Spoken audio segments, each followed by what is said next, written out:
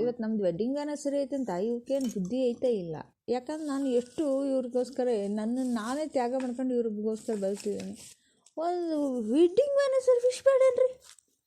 ಅಯ್ಯೋ ದೇವ್ರೇ, ನಾವು ಮನೆ ಮಾಡೋಕ್ಕಷ್ಟೇ ಗಂಡಂದ್ರಿ ಬೇಕಾಗಿರೋದು. ಓಹೋ ಇಲ್ಲಿ ಬರಲಿ, ಮನೆಗೆ ವಿಚಾರಿಸ್ಕೊಂತೀನಿ, ಸ್ಟ್ರೈಕ್ ಮಾಡ್ತೀನಿ ಇವತ್ತು. ಏನಾರ ಆಗಲಿ, ಏನಕ್ಕೇನಾರ ಆಗಲಿ. ಇದೆಯಾ? ಒಂದು ಕಪ್ ಚಹಾ ತಗೊಂಬರೇ. ವಾಕಿಂಗ್ ಮಾಡ್ಕೊಂಡು ಬಂದೆ ಈಗ ಜಸ್ಟ್. ಇದೆಲ್ಲ ಚೆನ್ನಾಗಿ ನೆನಪಿರುತ್ತೆ. ಅದೇ ನಮ್ಮ ವೆಡ್ಡಿಂಗ್ ಆ್ಯನಿವರ್ಸರಿ, ನಮ್ಮ ಬರ್ತಡೇ ಅಂದರೆ ಇವ್ರು ನೆನಪೇ ಇರಲ್ಲ.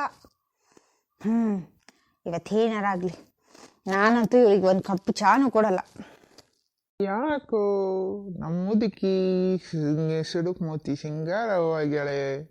ಏನಿದ್ರೆ ಗುಟ್ಟು ತಿಳಿಬೇಕು ಮರ್ಮ.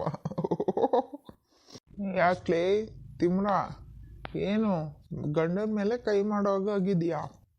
ನಿಮ್ಮ ಮೇಲೂ ಮಾಡ್ತೀನಿ, ನಿಮ್ಮ ಮಕ್ಕಳ ಮೇಲೂ ಮಾಡ್ತೀನಿ. ನಮ್ಮನ್ನು ಏನು ಅನ್ಕೊಂಡಿದ್ದೀರಾ ನೀವು? ನಮ್ಮನ್ನು ನೆಗ್ಲೆಕ್ಟ್ ಮಾಡ್ತೀರಾ ನೀವು? ನಡೆದ್ಬಿಡು, ನೀನೇನು ಇಲ್ಲಿರೋಕೆ ಹೋಗ್ಬೇಡ. ನೀನು ಹಿಂಗೆಲ್ಲ ಮಾತಾಡಂಗಿದ್ರೆ ನಮ್ಮನ್ನ ಇಷ್ಟು ಕೇವಲ ನೋಡ್ತೀವಿ ಅಂದ್ರೆ ನಡೆದು ಬಿಡ್ಬೇಕು ನೀನು. ನಾನೇನೋ ಇವ್ರಿಗೆ ಎದುರಿಸಕ್ಕಂತ ಹೋದೆ, ಇವ್ರು ನೋಡಿದ್ರೆ ನಾನೇ ಮನೆ ಬಿಟ್ಟು ಹೋಗು ಅಂತಾರೆ. ನಡೆದ್ಬಿಡು ಅಷ್ಟೇ, ಇಲ್ಲಿರೋಕೆ ಹೋಗ್ಬೇಡ. ಹೆಚ್ಚಿಗೆ ಮಾತಾಡೋದು ಏನೂ ಇಲ್ಲ. ಏನು ಗಂಡನ ಮೇಲೆ ಕೈ ಮಾಡೋಂಗಾಗಿದೀಯಾ ನೀನು? ನಿಮ್ಮ ಅಪ್ಪ ಅಮ್ಮ ನಿನಗೆ ಅದೇ ಹೇಳ್ಕೊಟ್ಟಿದ್ದಾರಾ? 60 ವರ್ಷ ಬಡ್ಡಿ ಬಂದೆಲ್ಲ, ಗೊತ್ತಾಗಲಿಲ್ಲ ನಿನಗೆ? ನಾನು ತಾಳ್ಮೆಗೆ ಇದೀನಿ ಅಂತ ನನ್ನನ್ನೇ ಇಷ್ಟೆಲ್ಲ ಆಟಾಡಿಸ್ತೀಯಾ? ಸಾರಿ ಕಣ್ರಿ, ಸಾರಿ.